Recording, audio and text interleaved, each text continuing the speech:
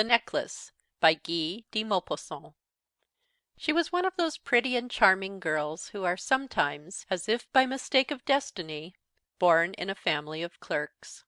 She had no dowry, no expectations, no means of being known, understood, loved, wedded, by any rich and distinguished man, and she let herself be married to a little clerk at the Ministry of Public Instruction. She dressed plainly, because she could not dress well; but she was as unhappy as though she had really fallen from her proper station, since with women there is neither caste nor rank, and beauty, grace, and charm act instead of family and birth. Natural fineness, instinct for what is elegant, suppleness of wit, are their sole hierarchy, and make from women of the people the equals of the very greatest ladies. She suffered ceaselessly, feeling herself born for all the delicacies and all the luxuries. She suffered from the poverty of her dwelling, from the wretched look of the walls, from the worn out chairs, from the ugliness of the curtains. All those things, of which another woman of her rank would never even have been conscious, tortured her and made her angry. The sight of the little Breton peasant, who did her humble housework, aroused in her regrets which were despairing, and distracted dreams. She thought of the silent antechambers hung with Oriental tapestry, lit by tall bronze candelabra, and of the two great footmen in knee breeches who sleep in the big armchairs, made drowsy by the heavy warmth of the hot air stove. She thought of the long salons, fatted up with ancient silk, of the delicate furniture carrying priceless curiosities, and of the coquettish perfumed boudoirs made for talks at 5 o'clock with intimate friends, with men famous and sought after, whom all women envy, and whose attention they all desire. When she sat down to dinner, before the round table covered with a tablecloth 3 days old, opposite her husband, who uncovered the soup tureen and declared with an enchanted air, "Ah, the good pot au feu! I don't know anything better than that," she thought of dainty dinners, of shining silverware, of tapestry which peopled the walls with ancient personages, and with strange birds flying in the midst of a fairy forest; and she thought of delicious dishes served on marvellous plates, and of the whispered gallantries which you listen to with a sphinx-like smile while you are eating the pink flesh of a trout or the wings of a quail. She had no dresses, no jewels, nothing; and she loved nothing but that. She felt made for that.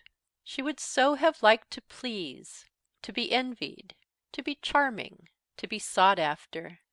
She had a friend, a former schoolmate at the convent, who was rich, and whom she did not like to go to see any more, because she suffered so much when she came back.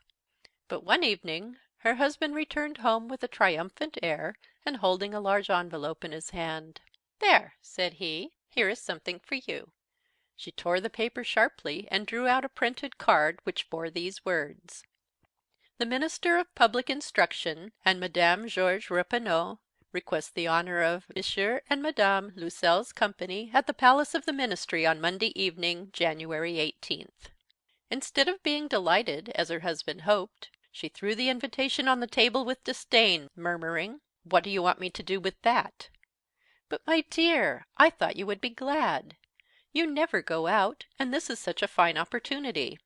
I had awful trouble to get it. Every one wants to go. It is very select, and they are not giving many invitations to clerks. The whole official world will be there." She looked at him with an irritated eye, and she said impatiently, "And what do you want me to put on my back?" He had not thought of that. He stammered, "Why, the dress you go to the theatre in. It looks very well to me." He stopped distracted, seeing that his wife was crying. Two great tears descended slowly from the corners of her eyes toward the corners of her mouth. He stuttered, "What's the matter? What's the matter?" But, by a violent effort, she had conquered her grief, and she replied with a calm voice, while she wiped her wet cheeks, "Nothing. Only I have no dress, and therefore I can't go to this ball. Give your card to some colleague, whose wife is better equipped than I." He was in despair. He resumed, "Come, let us see, Mathilde. How much would it cost, a suitable dress, which you could use on other occasions? Something very simple." She reflected several seconds, making her calculations, and wondering also what sum she could ask without drawing on herself an immediate refusal, and a frightened exclamation from the economical clerk. Finally she replied hesitatingly, "I don't know exactly, but I think I could manage it with 400 francs."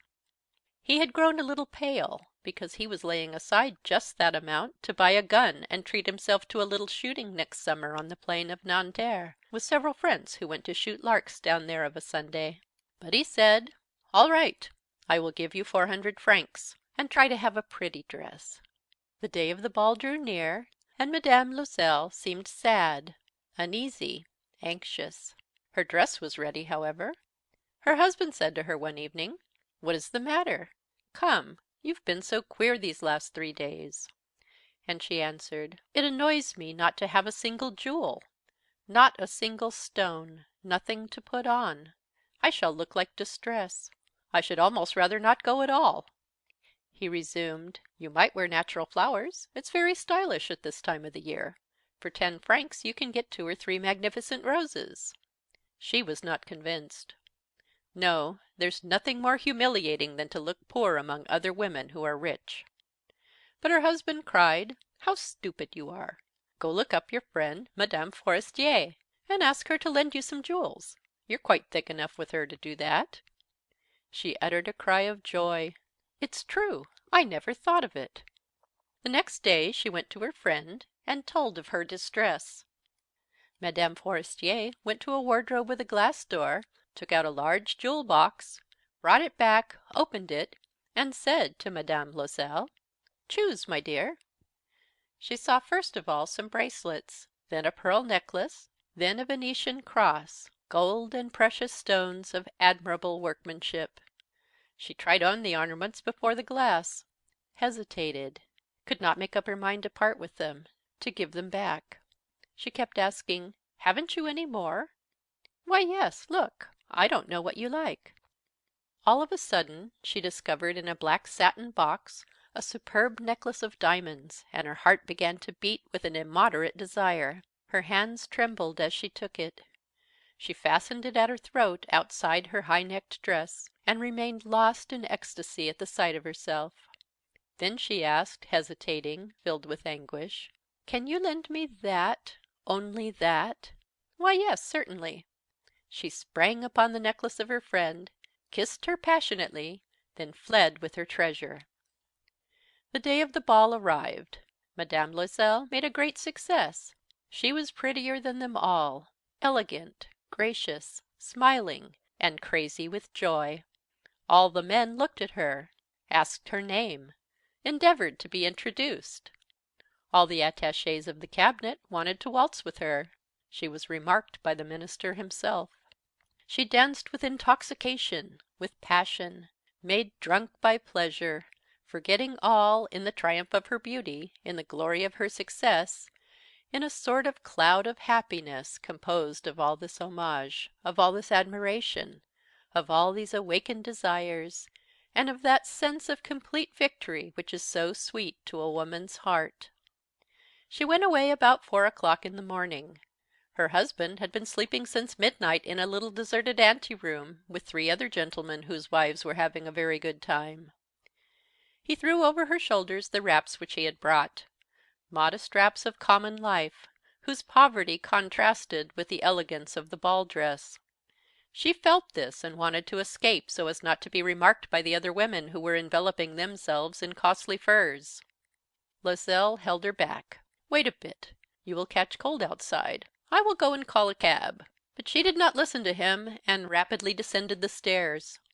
When they were in the street they did not find a carriage, and they began to look for one, shouting after the cabmen whom they saw passing by at a distance.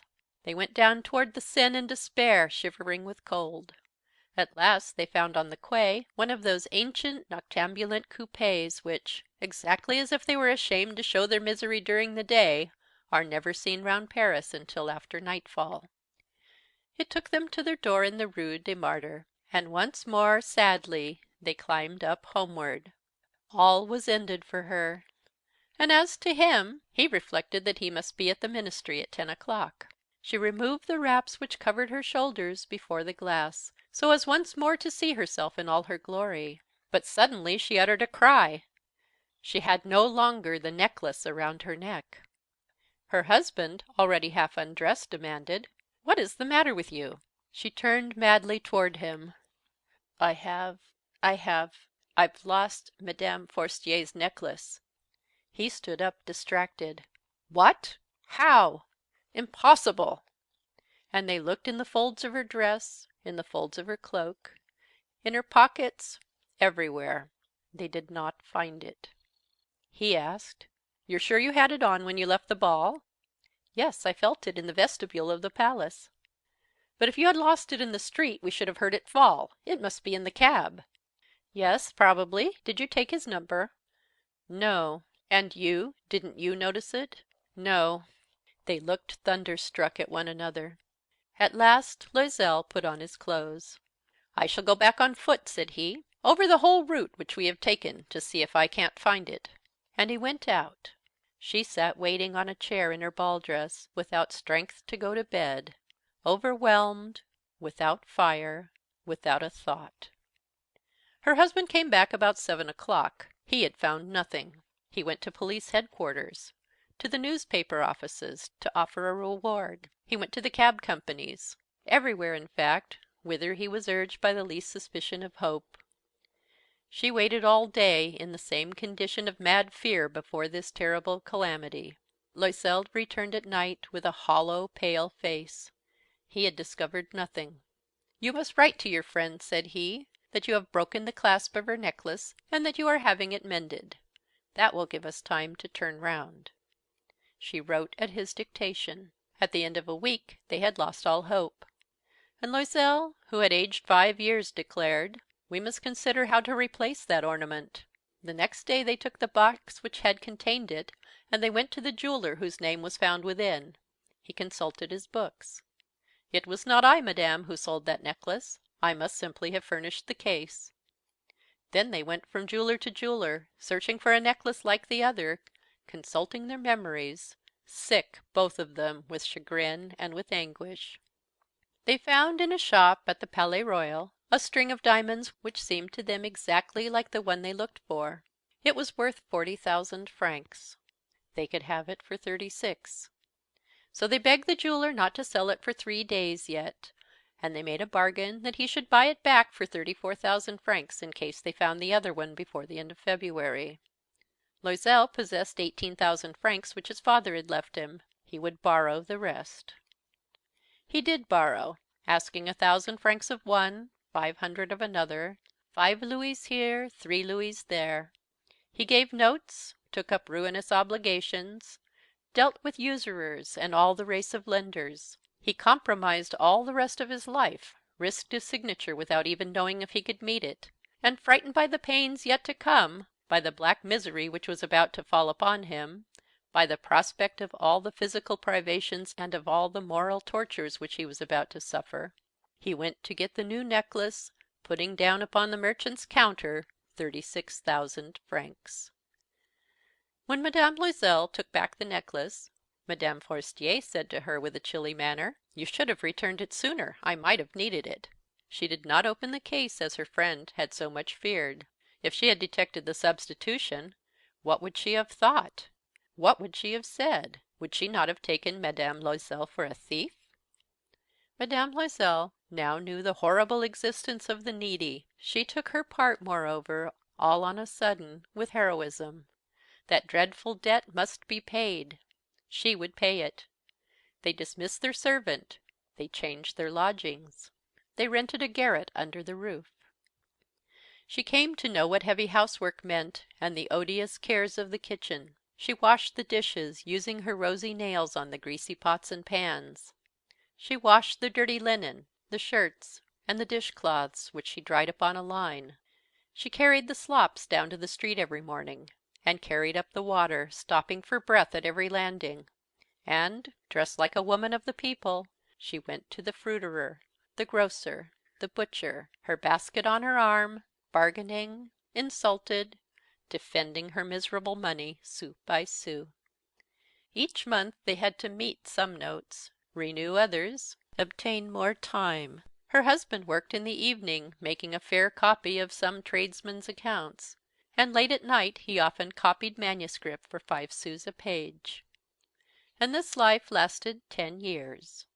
At the end of 10 years they had paid everything, with the rates of usury and the accumulations of the compound interest. Madame Loisel looked old now. She had become the woman of impoverished households, strong and hard and rough, with frowsy hair, skirts askew, and red hands. She talked loud while washing the floor with great swishes of water. But sometimes, when her husband was at the office, she sat down near the window, and she thought of that gay evening of long ago, of that ball where she had been so beautiful and so feted. What would have happened if she had not lost that necklace? Who knows? Who knows? How life is strange and changeful! How little a thing is needed for us to be lost or to be saved! But one Sunday, having gone to take a walk on the Champs Elysees, to refresh herself from the labors of the week, she suddenly perceived a woman who was leading a child. It was Mme. Forestier, still young, still beautiful, still charming. Mme. Loisel felt moved. Was she going to speak to her? Yes, certainly. And now that she had paid, she was going to tell her all about it. Why not? She went up. "Good day, Jean." The other, astonished to be familiarly addressed by this plain, good wife, did not recognize her at all, and stammered, "But, madame, I do not know. You must have mistaken." "No, I am Mathilde Loisel." Her friend uttered a cry. "Oh, my poor Mathilde! How you are changed!" "Yes, I have had days hard enough since I have seen you, days wretched enough, and that because of you." "Of me? How so?" "Do you remember that diamond necklace which you lent me to wear at the ministerial ball?" "Yes. Well?" "Well, I lost it." "What do you mean? You brought it back." "I brought you back another just like it. And for this we have been 10 years paying. You can understand that it was not easy for us who had nothing. At last it is ended, and I am very glad." Mme. Forestier had stopped. "You say that you brought a necklace of diamonds to replace mine?" "Yes. You never noticed it then? They were very like." And she smiled with a joy which was proud and naïve at once. Mme. Forestier, strongly moved, took her two hands. "Oh, my poor Mathilde! Why, my necklace was paste. It was worth at most 500 francs.